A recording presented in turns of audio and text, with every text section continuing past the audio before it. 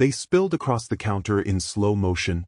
Quarters, nickels, dimes, each one catching the harsh diner light before coming to rest. The noise turned heads. Forks paused halfway to mouths.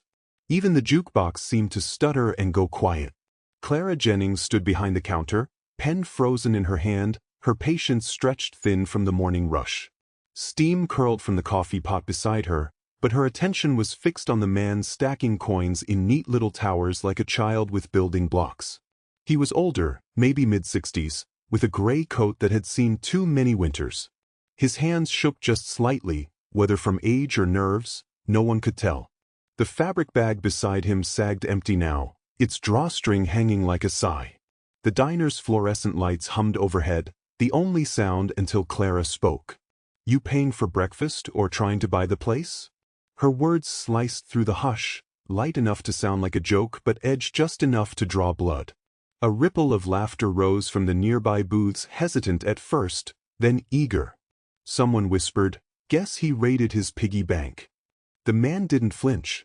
He just smiled, faintly, eyes still lowered to the counter.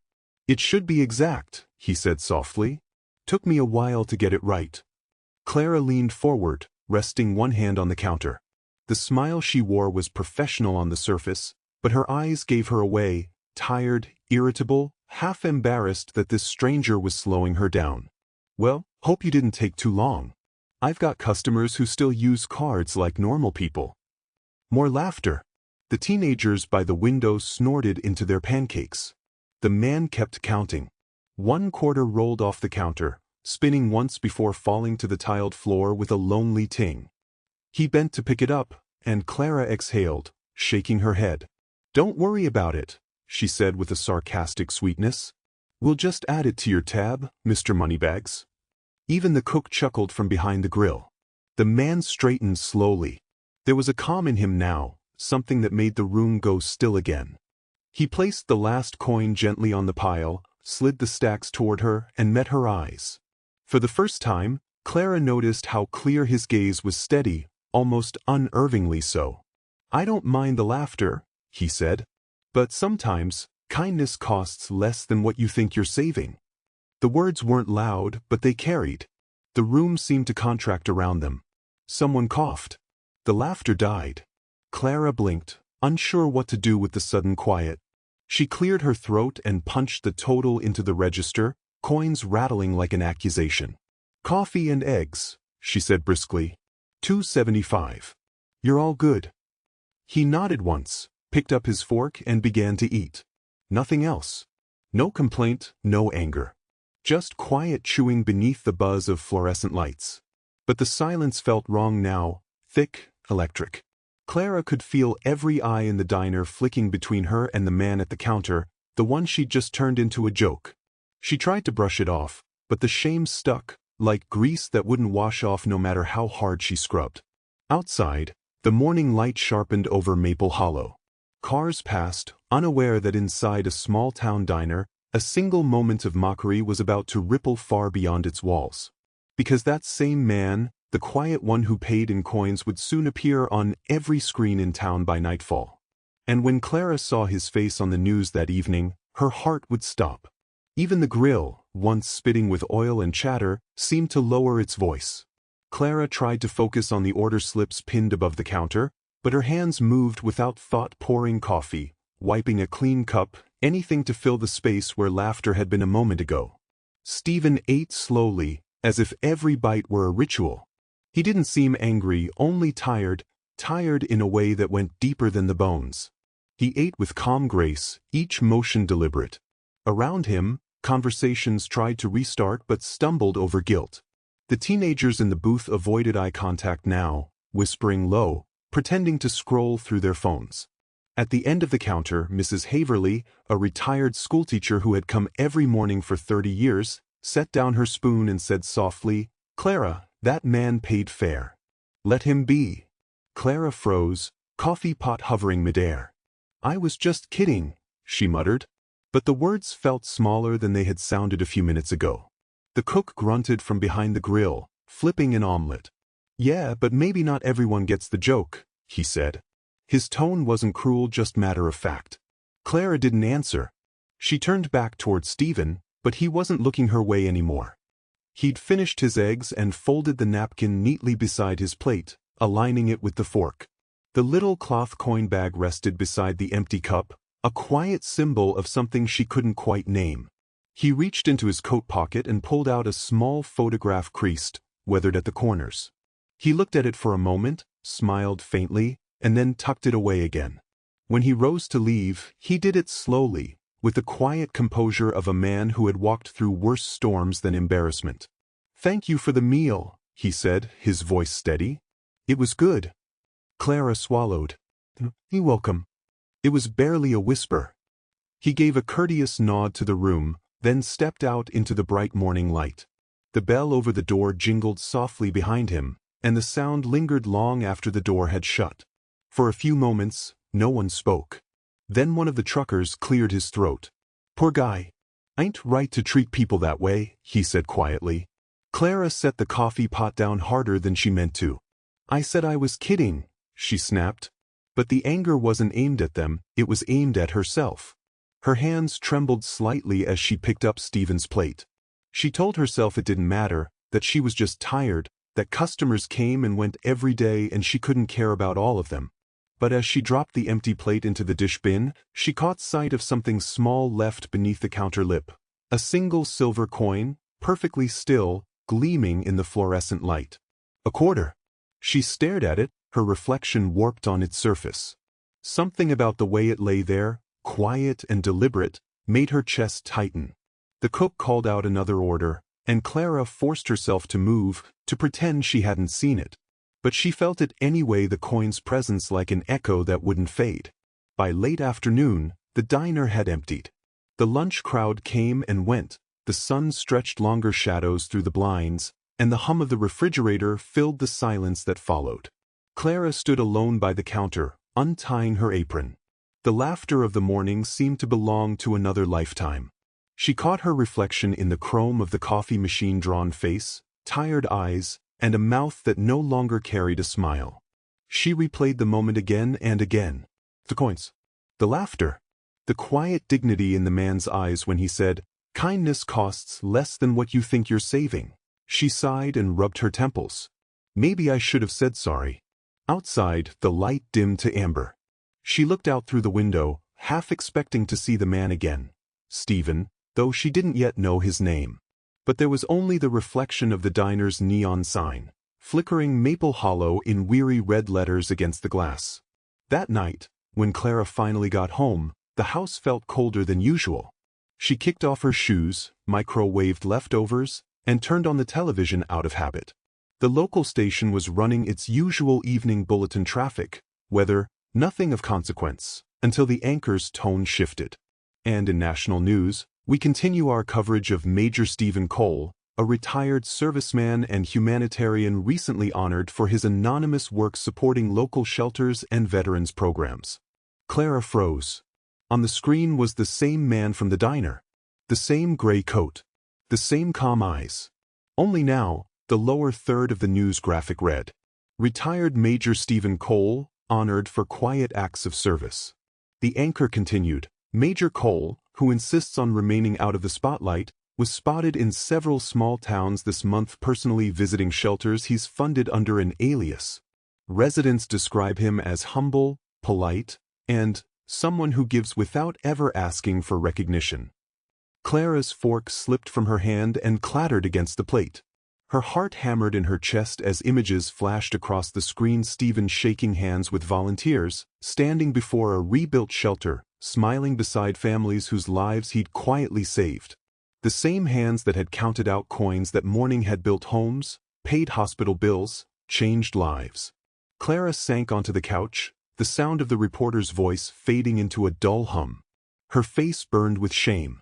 She thought of the quarter still sitting on the diner counter, shining under the lights. A single coin left behind by a man who could have paid for everyone's meal in that room but hadn't said a word about it. Sleep did not come easily for Clara Jennings that night. She lay awake long after the newscast ended, staring at the ceiling as shadows from passing cars crawled across her bedroom walls. Every time she closed her eyes, she saw the same image. The old man's gentle hands arranging coins, the faint smile that never turned bitter, and those steady eyes that saw her better than she saw herself. When she finally drifted into sleep, it was thin, restless. And even then, she dreamed of coins falling in slow motion, spreading across the diner counter like drops of mercy she'd spilled too soon. By morning, the world outside was bathed in soft gold light. Maple Hollow was slow to wake, but Clara had already been up for an hour, sitting by the kitchen window with a cup of untouched coffee. Her uniform hung neatly pressed over a chair, but she hadn't yet found the will to put it on.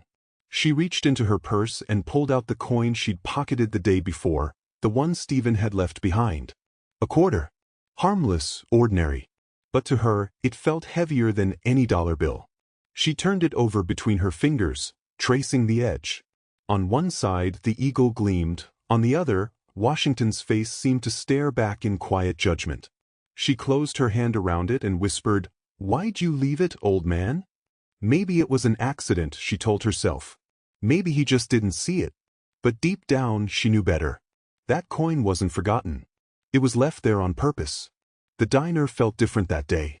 Word had spread overnight, someone had seen the news, then told someone else, and by morning, half of Maple Hollow was buzzing with it. The old man who'd paid in coins wasn't just anyone. He was Major Stephen Cole, a retired serviceman known for rebuilding lives quietly, far from cameras and speeches. When Clara stepped through the door, the chatter hit her like a wave. "Did you hear about him?" one waitress whispered to another. That was him. The man with the coins. Clara forced a smile, tied her apron, and started refilling coffee cups. But everywhere she went, she felt eyes on her. Not cruel, just curious. Wondering if the story they'd heard was true, that she'd mocked a war hero in front of half the town. When Mrs. Haverly came in around 9, she didn't take her usual seat at the counter. Instead, she slipped into a booth and watched quietly. Clara didn't blame her. Shame had a way of making a person smaller. By noon, Clara couldn't take it anymore. She untied her apron, walked into the back and told the cook, "I'm taking my break early." "Sure," he said, flipping a burger. "You okay?" She didn't answer. Outside, the day was bright but cold. The autumn wind tugged at her hair as she stepped onto Main Street. Maple Hollow wasn't big, just a handful of streets that curved around a sleepy river, but to Clara, it suddenly felt like a maze. She didn't know where she was going, only that she had to move. Each step felt like penance, her heels clicking against the pavement in time with her thoughts. She stopped by the town's small post office first, asking the clerk if he'd seen an older man, gray coat, quiet demeanor. The clerk shook his head. "No, but you could check the Veterans Center down by the library. They got his picture up this morning." Her pulse quickened. "They did?" "Yeah. The mayor posted a notice. Said he's being honored next week. Guess he's in town a while longer."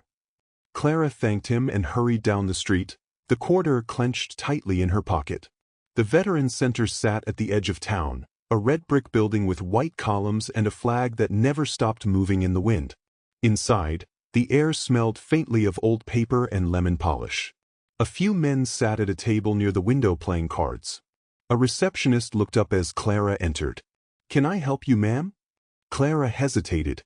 I was wondering if Major Stephen Cole still comes here. I saw him yesterday. I think I did." The receptionist's face softened. "You sure did. He's been here most mornings this week, helping organize donations for the shelter project. Sweet man. Hardly talks about himself." Clara's heart thudded. "Is he here now?" The woman checked a clipboard. "No, but he usually walks down to the river around this time. Says it helps him think." "Thank you," Clara said. And then she was gone, the glass door swinging shut behind her. The Maple Hollow River ran slow and green beneath the bridge. Trees lined its edges, their leaves flickering gold in the light. And there, standing near the water's edge, was Stephen. He was tossing pebbles, small, rhythmic motions, each stone skipping once before sinking. His coat collar was turned up against the wind, and when he turned, the afternoon sun caught the faint silver in his hair. For a moment, Clara froze. She wanted to run, to leave before he saw her. but something stronger than fear pushed her forward. "Major Cole?" she called softly. He turned, and his eyes met hers calm, the same quiet composure she'd seen in the diner. "Miss Jennings," he said, recognizing her instantly. "I wondered if you'd come." She blinked, startled. "You knew I would?" He smiled faintly. "You looked like someone who'd carry a coin longer than she meant to." Her fingers curled around the quarter in her pocket. The weight of it felt heavier now. "You left it there on purpose, didn't you?" He nodded once. "A reminder. Not for you to feel guilty, but to remember that every person you meet carries a story you can't see." Clara's throat tightened. I'm sorry for what I said. I didn't know. That I was someone you'd regret mocking?" His voice wasn't angry, only measured. "You don't owe me an apology because of who I am, Clara. You owe it because of who you are." Her eyes filled, but she held them open, forcing herself to listen. He walked closer, the sunlight glinting off the water behind him. "People think kindness is for those who deserve it," he said quietly. "But the truth is, kindness is what makes them deserving in the first place." For a long moment, the wind carried nothing but the rustle of leaves. Then Clara nodded, tears spilling freely now. "You're right. I wasn't kind. And I see that now. You didn't deserve what I said." Stephen gave a small smile. "Most don't. But we all get chances to do better." He reached into his coat and pulled out another coin, shiny, new, like it had never been touched. He pressed it gently into her palm. "This one's for next time," he said. "In case you meet someone who needs change you can't count." The wind off the river followed Clara all the way back into town. By the time she reached Main Street, the afternoon sun had slipped behind a quilt of clouds, leaving everything washed in gray. Each storefront reflected her shape in passing. One woman carrying too much remorse and a single bright coin in her hand. Inside the Maple Hollow diner, the bell above the door jingled, and the familiar smells of coffee and grease wrapped around her. The lunch crowd had thinned, only a few tables were filled. Yet the moment she stepped behind the counter, conversations dimmed. Heads turned. Clara pretended not to notice. She hung her coat, tied her apron, and moved to the register. Her hands shook as she wiped down the same spotless counter. The quarter Stephen had given her glinted between her fingers. She set it beside the till, its shine a small act of confession. "Thought you weren't coming back today," the cook said from behind the grill. "I almost didn't," she replied. He studied her a moment, then went back to the sizzling pan. "You find him?" "I did." "And?" Clara looked down at the coin. "He forgave me before I even asked." The cook gave a low whistle. "Guess some people really walk the talk." She smiled faintly. "But forgiveness feels like a loan you're supposed to repay." 2 days later, a notice went up on the diner's door. "Free meal Fridays, for anyone short on change. No questions asked." The idea came to her that night, lying awake again, thinking about Stephen's words. The manager didn't object. "As long as it doesn't bankrupt us," he'd said with a shrug. So every Friday, Clara set a small basket by the counter. Customers dropped spare coins inside. Pennies, nickels, quarters. Some left folded bills. Others, little notes that read "keep going" or "for kindness." By the third week, the basket was overflowing. Strangers began to stop by not just for food, but for company. The diner changed in small ways. Less gossip, more laughter. Clara moved with a new steadiness. People who had once whispered about her now smiled, joined in, helped. And always, the shiny quarter from Stephen stayed by the register, untouched. Sometimes she caught herself glancing at the door, half hoping he'd return. But he didn't. His name stayed in the papers for a while, another speech here, another donation there, until the town's attention drifted elsewhere. Yet for Clara, his presence never left the diner. One morning in early winter, the phone rang just after opening. "Maple Hollow Diner," Clara answered. A soft voice replied, "Is this Miss Jennings?" "Yes, ma'am." "This is Margaret Cole, Stephen's sister." Clara's breath caught. "Oh my goodness, is everything all right?" There was a pause. Then, gently, "Stephen passed away last night. Peacefully." He spoke about your diner, you know. Clara sank onto a stool. He did. He said that place reminded him that people can change. That's the story he wanted told at his memorial. Clara pressed the phone tighter to her ear. He forgave me, she whispered. I know, Margaret said kindly. He said you found the meaning in the change. A week later, the whole town gathered at the Veterans Hall. Flags lined the walls. A photo of Major Stephen Cole stood on an easel, surrounded by white lilies. When the mayor called for anyone who wished to speak, Clara surprised even herself by rising. Her voice trembled at first. I met Major Cole in a diner, she said. I didn't know who he was. I judged him for paying in coins. He could have humiliated me back, but instead, he taught me something I'll never forget. Kindness isn't a currency you save. It's one you spend. The room was silent when she stepped down. Margaret Cole met her at the aisle and pressed something into her palm, a small velvet pouch. Inside were coins, old and new, shining softly. He left those for you, Margaret said. Said you'd know what to do with them. Clara nodded through tears. I do. By spring, the diner's free meal Fridays had spread to other cafes in nearby towns. Local papers called it the Change Project. The idea was simple: 1 coin at a time, 1 meal at a time. A small act of dignity passed forward. Every morning before unlocking the doors, Clara placed Stephen's original quarter at the counter's edge, right where the sunlight hit it. Customers thought it was decoration, but to her it was a promise, one she meant to keep for the rest of her life. Sometimes, in the quiet before dawn, she imagined him sitting at the end stool again, that calm half-smile softening his face. And she would whisper, "You were right, Major. Kindness costs less than regret." In the end, it wasn't money, power, or titles that changed Maple Hollow. It was a handful of coins, and a man who believed kindness never goes out of style. Clara learned that humility isn't weakness, it's the first step toward grace. And sometimes, the people we overlook are the ones who leave the deepest marks on our hearts. So the next time you feel tempted to judge a stranger, remember Stephen's words. Kindness costs less than regret. Because when life cashes out our days, it's not what we earn that matters. It's what we give. If this story moved you, don't just scroll, share it. Someone out there needs a reminder that a small act of kindness can change a life. Subscribe to Hidden Tales Stories for more powerful life stories that touch the heart, awaken the spirit, and remind us all of what truly matters. Until next time, stay kind.